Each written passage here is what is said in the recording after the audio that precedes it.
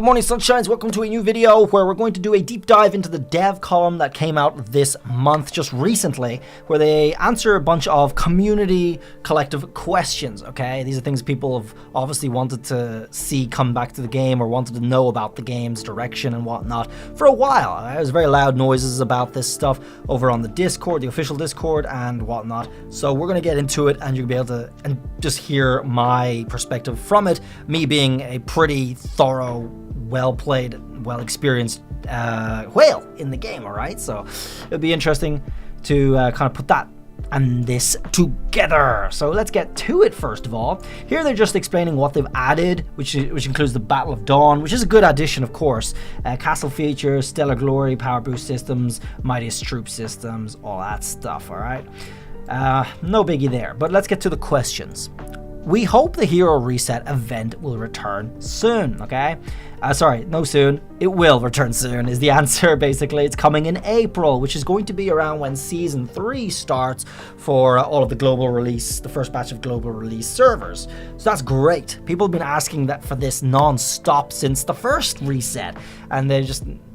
every day I've seen people asking for this. So it looks like we are full on confirmed getting it in Season 3 now, which is going to be welcome because there's a lot of heroes out there that just people have invested in and have abandoned since and want to get their resources back. Now, as a whale at this late stage in the game, this is useless to me because I have enough resources to build any new heroes from scratch all the way to max, no problem, and still have insane amounts left over.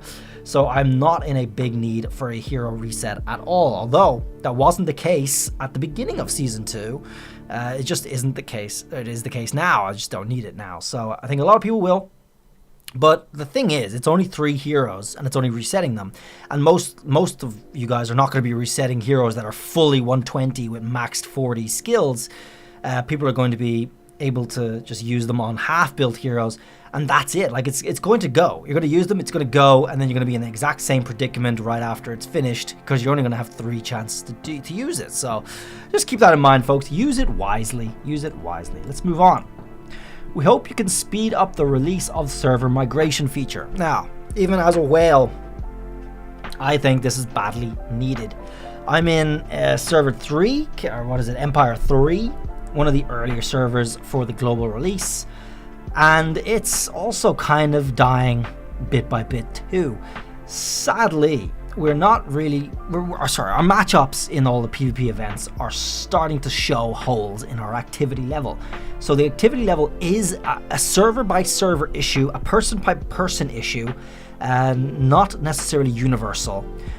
It is an issue nonetheless, and migration is important to get on that. It's important to get on that earlier, because a lot of servers, as they die, other people it's just going to drive other people to quit more easily, which is really sad, because there's a lot of people that probably want to stay active. There's probably a lot of people who will come back when migration becomes a feature so that they can move to something more active, and until then it's just going to see an escalation of people quitting the game, which is unfortunate, because I actually really enjoy the PvP and I just wish there was more to do during the week, not having to wait for my one PvP moment every weekend. It's not enough, right? It's not enough. So server migration and more PvP are big. It's very big, and that's going to make certain servers concentrated in activity and allow people to actually get proper shots at winning cross-server events, whereas they weren't able to before. My server has only won 2 KVKs so far, the rest you've lost, but one of those victories was against a dead beta server, which was actually our last KVK there. They obviously didn't stand a chance, there was no contention, and this was not one of the top 10 beta servers like one of the kingdoms. This was before that. This was like the earliest beta server where there's only one of them. It was like R#001, and there's only 10 people active in that whole server, so it was a free win, but we didn't get many points out of it for Stellar, so it was a bit of a waste of a KVK in that regard. They don't have server migration as an advanced insight into what a lot of servers could look like, so it was unfortunate. And obviously, because we're not winning that many KVKs, it's because of our activity levels is usually a big issue, and it's only getting worse, so we need this stuff back. Let's see what they actually said. Since server transfers are significant game events that involve unifying many elements between old and new servers, our development team is carefully considering the conditions and rules to balance server ecosystems before and after transfers. We aim to increase activity on some servers through these transfers and reignite the fires of conquest. Once everything is ready, our official community will provide detailed server transfer rules. Stay tuned. So of course, these things need rules. It's not fair to allow for the top 10 beta servers, the kingdoms, to be able to just transfer into, like, say, server 200, where they already have all of the latest season 3 or 4 heroes unlocked, and server 200 is still in season 2. All right, that's obviously not fair. It's obviously not realistic. So these things are going to have limits, rules. It'll be good. It'll be good in general once it's sorted. But it looks like from the answer, they're not really on top of it yet. It's not really ready yet. It still looks like it's going to be maybe season 4 or after, where this is something that will be introduced. And that's quite a while away. It's at least 2 months away before we might expect this coming in. That's before season 4, right? So it's a long time, folks. Hold on. Wait for this. Moving on. Looking forward to the return of classic heroes like Attila and Ashka. Well, this is important because so far these heroes from season 1 and whatnot are just completely unavailable. You got them? You got them. Well done. And anyone who wants to get them can't get them now. At least not in any way that we're able to anticipate or see. But the answer, thank you for your appreciation of the classic heroes like Attila and Ashka. We've seen your enthusiastic discussions in the community and feel your passion. Currently, plans for bringing back these classic heroes have been added to our development schedule. So, is that recent? They've only started working on it? Okay, well, we will be able to get our hands at a chance of these heroes once again if you did not get them before.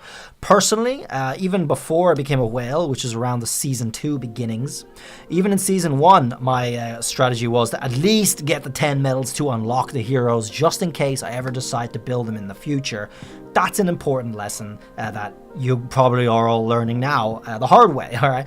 But I think it just made sense because I figured the way it was going, and considering I spent most of season 1 without Richard and Attila, I had to wait all the way towards near the end when they came back for the second time ever. I went through all these events like the mini game that they had. It was pretty cool, like Vampire Survivors, I forgot what it was called, that you had to play as different heroes and get on unlocks and stuff for your achievements in there. I didn't have Richard the entire time, and the whole event ended before I ever even had a chance to get Richard. So if you did not get Richard at the very beginning of season 1, or Attila, you spent season 1 without them. That was it. And they only came back in season 1. So now season 2 went by, there was no sight of anything from season 1.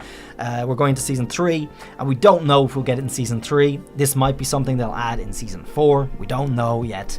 It could be something to add in season 3, but we do have to wait and see. Next question here. We hope there's new PvP gameplay as the game currently lacks competition. This is a very devastating answer that they replied to this. The development team has noted your request. PvP features require a high amount of investment in both cost and time.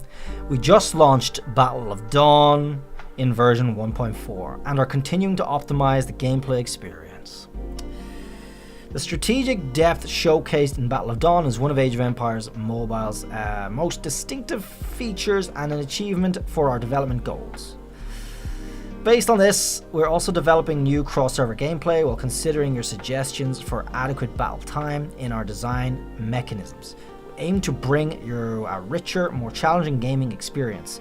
Additionally, the upcoming server transfers and merger feature will revitalize server ecosystems. Stay tuned. This is very much just, oh, okay, you want more PvP? Here's Battle of Dawn. We just released it already. They're really pushing the Battle of Dawn that they just released already and saying that this is pretty much it. That's all you're getting for the foreseeable future.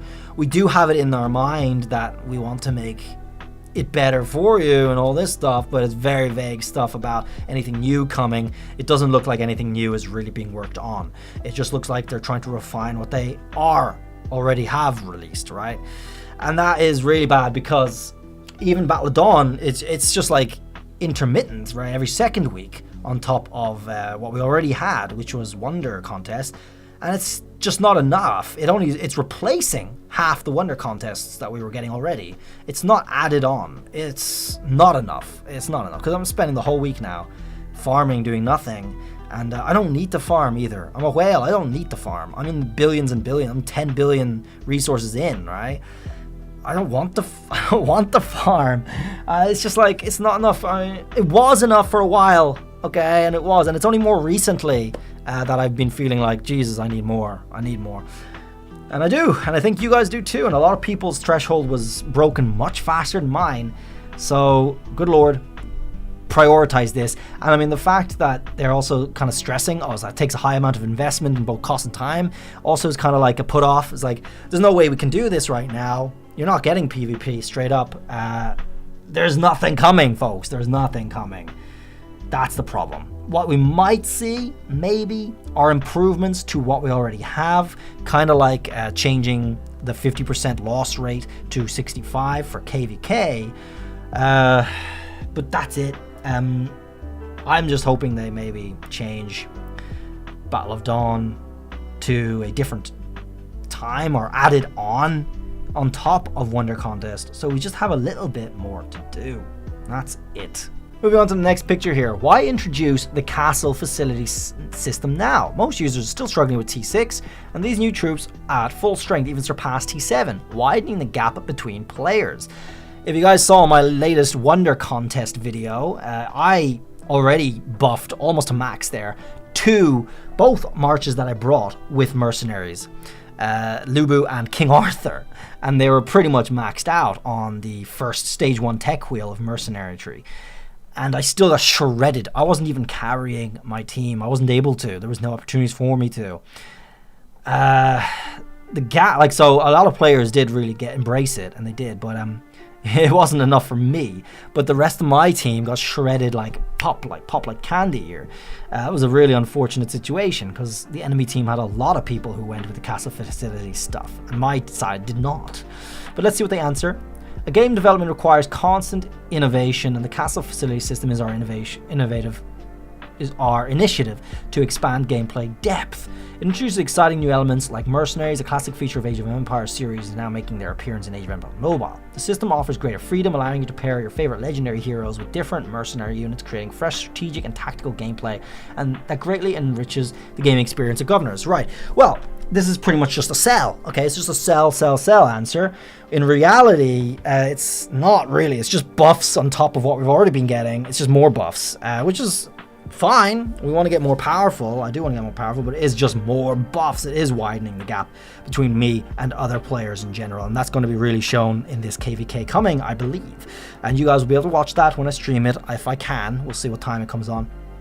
But I'm going to be raiding like crazy, and I'm going to be getting insane bang for my buck now because I've maxed out like two of my mercenary units, and I'm already working on my third. So it's going to be a pretty big deal. Jesus, though, it is just money. What is the motivation of introducing castle facilities now? Getting more money before the game dies further really is the answer. Okay, that's from a whale perspective, and I mean, I'm also a business guy. This is what they did because they realized the direction of the game, and they're not sure if they'll be able to save it, especially with answers like what we just saw for the PvP content coming or not coming. That is a big deal. Just having migration in servers isn't going to be enough. It's not going to be enough without any more content. That is a big problem, all right? They recognize this is probably a big problem. And sure, they might be on the level with saying that PvP takes big investments in money and time and stuff, but they pretty much just admitted they're not doing anything about it. That's the problem because of that. So we're really going to have to wait quite a time. I don't even imagine we're going to get new PvP until mid or after Season 4, okay? That is maybe sometime we might get something new for PvP, but Season 3 is going to go by. It's going to be all, however long it is, just under 2 months of it is going to go by without any new PvP, for sure. So server migration probably isn't coming in Season 3 either, all right? I just gotta say. So we'll see what happens here. Moving on. KVK frequently matches with the same opponents, which is boring. When will this improve? Rest assured, Governors, once your servers enter the battle zone, the matching range for the mightiest empire will be further expanded.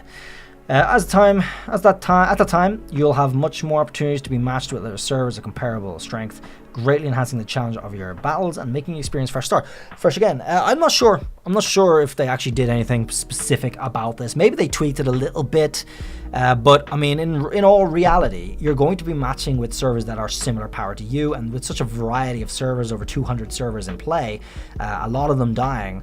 You're not going to be matching with dead servers unless your server dies to a similar extent, and there's going to be, most servers are going to be kind of leveling and plateauing at certain levels close to each other, and it's going to be done in groups, so it's just going to be the way it is. There's going to be servers, for example, server 5, right, Empire 5, which sometimes we face, is actually way more active than us, but still has lower power than us. They have way more kind of whales at lower power than our whales, but they have a lot of them, and they're all active, so they destroy us, because we only have like 2 or 3 whales, and I only have, in my server, in 3, there's only 1 other whale that can even match me, alright, and the rest have since long ceased either playing or spending, or even spending much, so we are lacking power, that is for sure. It's a big issue when we get matchups as well, because we just get smashed by some people.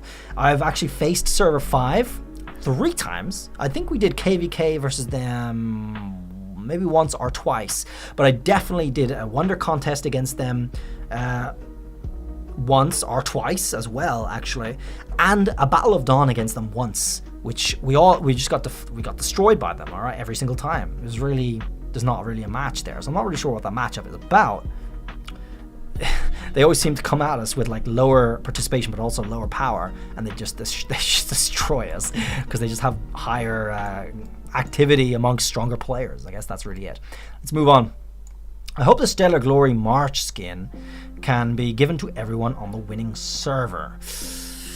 That is cool. It's a cool Stellar Glory, but they decided specifically to only give it to the king.